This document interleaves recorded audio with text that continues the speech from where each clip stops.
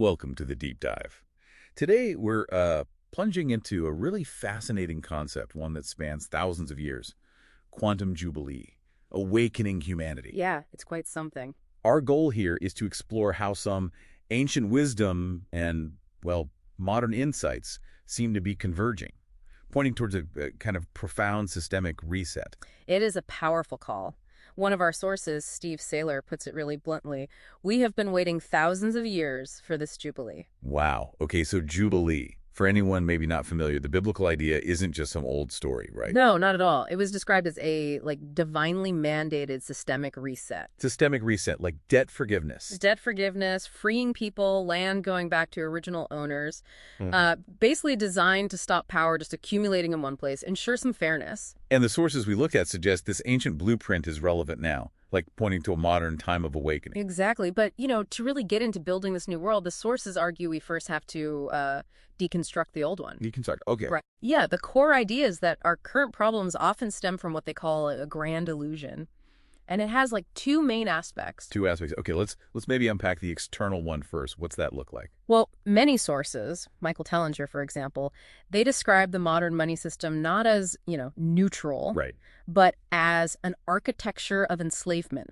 He even claims money was maliciously introduced way back. Maliciously? By who? By ruling priest kings in ancient Sumeria, specifically to control people. That's the argument presented. And that view carries forward. It seems so. Look at the Money-Free Party USA. They see money as the primary obstacle to progress. Even call it a modern version of slavery. That's strong language. It is, and they make that point, There's always enough money for war, corporate bailouts, and million-dollar bonuses for the bankers. Yeah, that certainly highlights shall we say, a misalignment of priorities, doesn't it? Definitely. So that's the external system. Okay, so if that's the external, what's the internal part of this grand illusion? That's maybe even deeper. It's the idea of the disconnected self.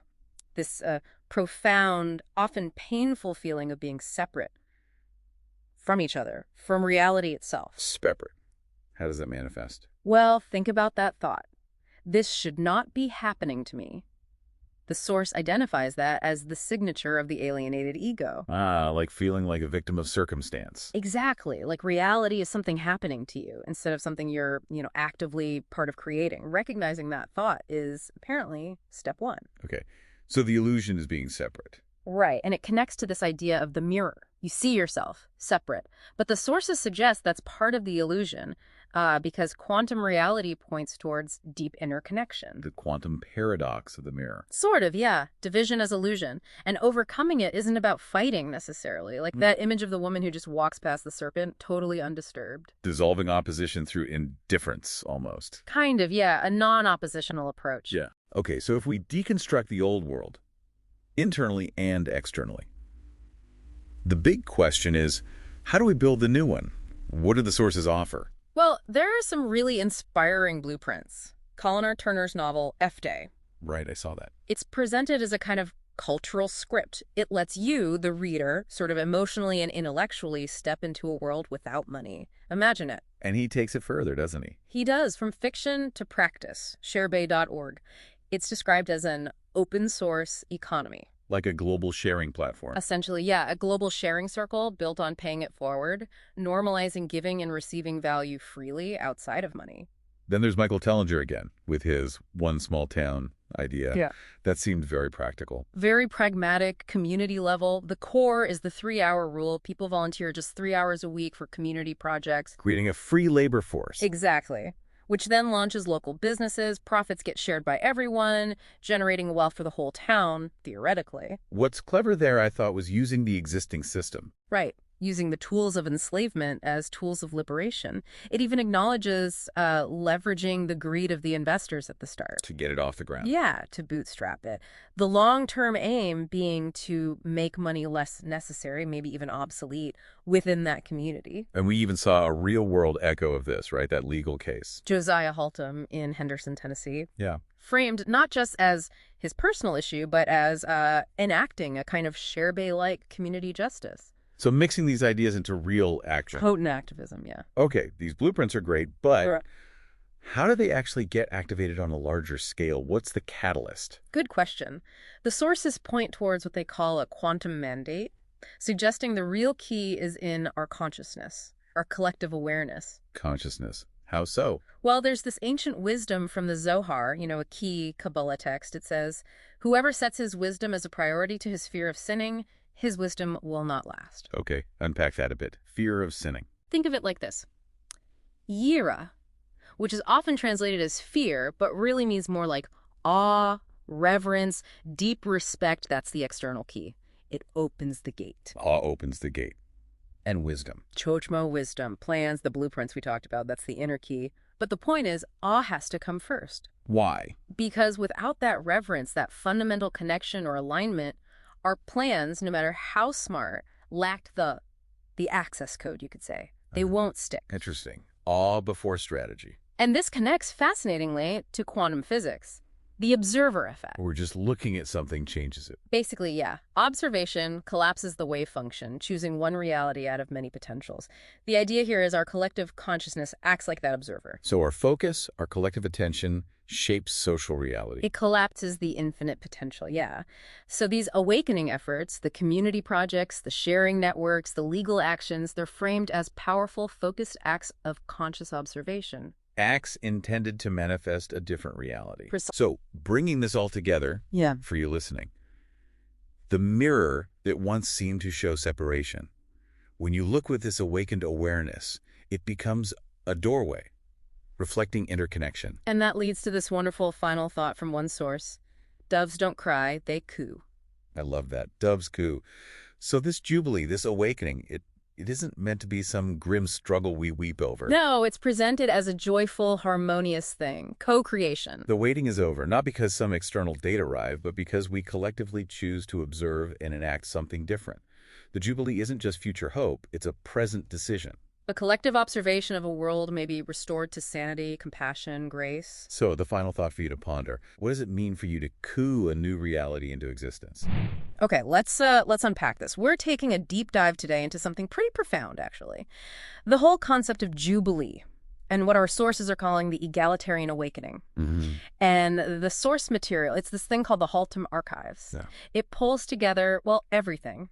Ancient texts like Leviticus, the Zohar. Yeah, but also modern thinkers. You've got Steve Saylor, Michael Tellinger, Colin R. Turner, even like current legal papers. Quite a mix, isn't it? Absolutely. And our mission, really, for you, is to pull out the, let's call them keys. The economic, political, legal, even spiritual keys you need to understand, maybe even speed up this huge global shift people are talking about. What a global shift. Yeah, this is a potential move towards something, well, more equitable, more connected. A moment some sources literally say, we have been waiting thousands of years for this jubilee. Wow. Okay, thousands of years. That really sets a tone. So where do we start?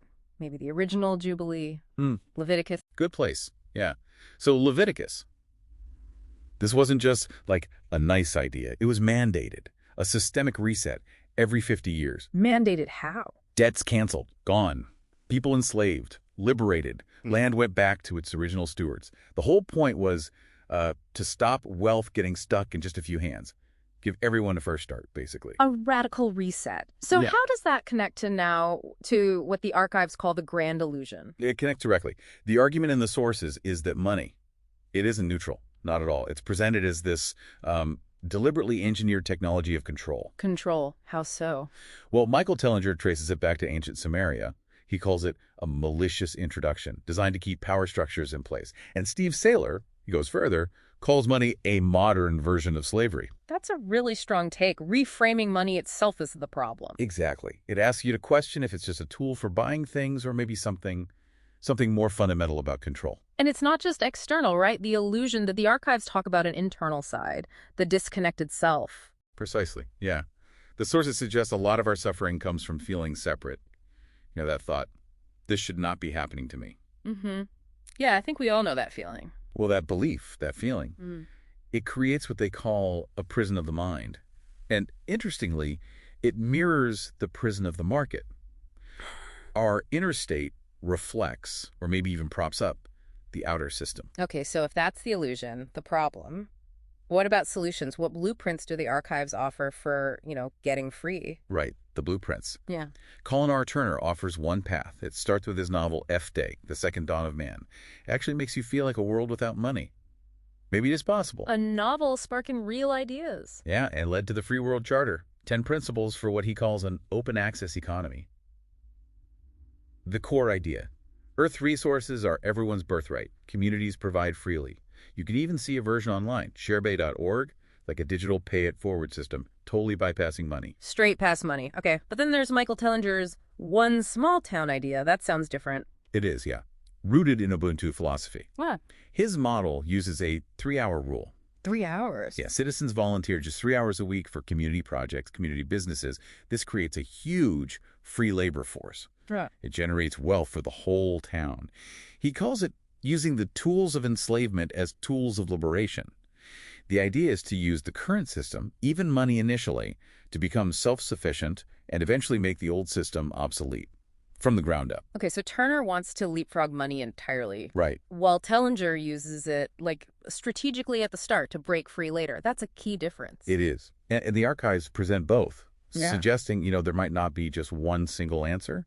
Maybe they complement each other. And is this just theory, or is it actually happening? Well, that's where something like Josiah Haltom's legal case comes in. Haltom v. City of Henderson in Tennessee. It's presented not just as, like, his personal issue, but as trying to enact, and I'm quoting here, some applicable share-bay open source economy like kingdom, compassion, social justice. So he's trying to apply these ideas in a real legal fight, building local alliances. Seems like it. Synthesizing these different threads, Yeah. trying to make it real locally. That's fascinating, seeing theory meet practice. But what actually powers all this? This massive shift? The archives mention a quantum mandate? Ah, yes. The quantum mandate. This is where it gets really deep. The sources point to the Zohar, the mystical text. It talks about the primacy of awe. Yirah, that's awe. Reverence is the external key. Chukshma wisdom, plans, is the inner key. External key first. That's the teaching. Without Yira, that sense of awe first, the wisdom, the plans, they will not last. It's like having keys for inside the house, but no key to open the front gate. Transformation starts with how we feel about reality, our relationship to it. Okay, awe is the first step. That feels ancient, mystical. But you said quantum. How does that connect? Surprisingly well, actually. Think about quantum physics, the observer effect. Right, we're observing something changes it. Kind of, yeah. The idea here is that our collective consciousness isn't just watching passively. We're participating, actively creating reality. The world we experience is, in a sense, the reality we collectively observe into being. So our shared beliefs, our focus actually shapes the world. That's the implication. And Yeah. connecting that back, the darkness of the illusion starts to lift, again quoting, as more and deeper consciousness secrets are brought to revelation. Awakening, then, is reclaiming that power. Realizing we're co-creators and that suffering often hinges on, well, false beliefs, or simply not being aware of our role. Wow. Okay. So if we have this creative power, how do we use it? What's the advice? The sources say something quite playful. Doves don't cry, they coo. What on earth does that mean? Huh.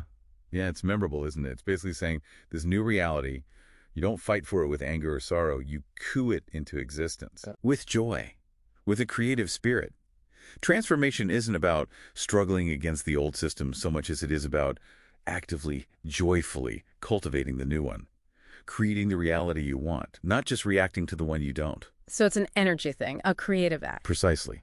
And that mirror, the one that showed us we were separate, it becomes a doorway. Yeah. When you look with conscience, with that yera, that awe, Yeah. you don't see isolation anymore. You see co-creation. Right.